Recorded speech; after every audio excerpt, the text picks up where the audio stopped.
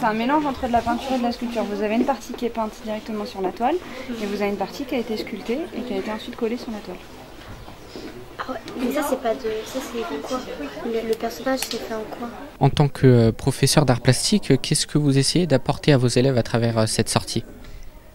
Tout d'abord, la possibilité de rencontrer des artistes, de pouvoir discuter avec eux, pour être confronté aux pratiques à la fois d'un sculpteur et d'un dessinateur et d'une sculptrice, pardon.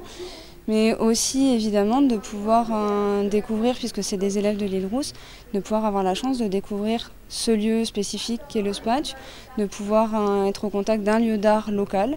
Ça me semble important qu'ils puissent avoir l'occasion de fréquenter ce type de lieu. Ça peut leur permettre de mieux appréhender l'art, ça peut leur permettre d'abord de se confronter à différentes pratiques, des choses qu'on ne voit pas forcément, que j'ai pas forcément possibilité de leur présenter en classe. Ça leur permet aussi de découvrir des personnes, de découvrir des métiers d'art. Christine Papillon, par exemple, qui leur a présenté les différents métiers de la fonte, ça peut être assez intéressant pour eux de le découvrir. Et de pouvoir, pour une fois, travailler les arts plastiques dans un contexte complètement différent. Donc de pouvoir être au contact direct des œuvres, de pouvoir faire des croquis des œuvres vues en direct, ce qui est quand même totalement différent de sur un support vidéo ou par photographie.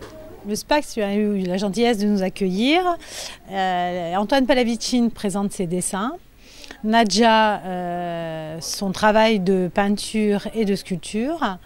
Et moi, Christine Papillon, mes sculptures. Voilà. Ça fait une dizaine d'années que je fais ça.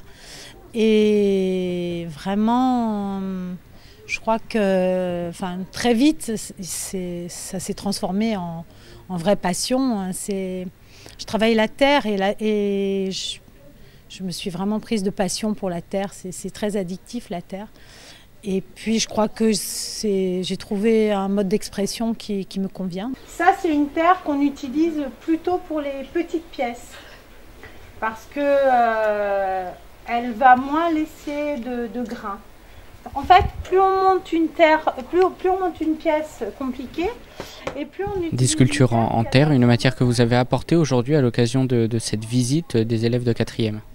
Oui, alors je tiens à remercier leur professeur d'art plastique, Flavia Thierry, parce que vraiment c'est très sympa de voir des jeunes ce matin au Spatch qui découvrent cet univers artistique. Moi, ça m'importait vraiment, je trouvais intéressant qu'ils découvrent qu'au niveau, qu'en Corse, il y a pas mal d'artistes insulaires qui font des choses de qualité. Et donc, le fait qu'elle nous demande de venir présenter notre travail, oui, c'était important. Je trouve que c'est très intéressant parce que d'abord, c'est intéressant pour eux parce que je crois que c'est des générations qui sont surtout attirées par le numérique, les Game Boy, les téléphones portables.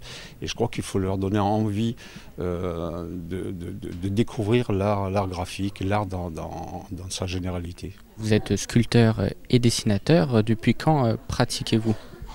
Alors le dessin, je pratique le dessin depuis les années 70 et depuis les années 2000, je me suis lancé dans la sculpture, essentiellement sur le bois et depuis quelque temps sur le marbre de Carrare. Il y a des petits appareils qui s'appellent des aérographes qui sont le même système que les pistolets à peinture. Donc il y a un compresseur qui distribue de l'air et donc on met à l'intérieur de ces petites cuves.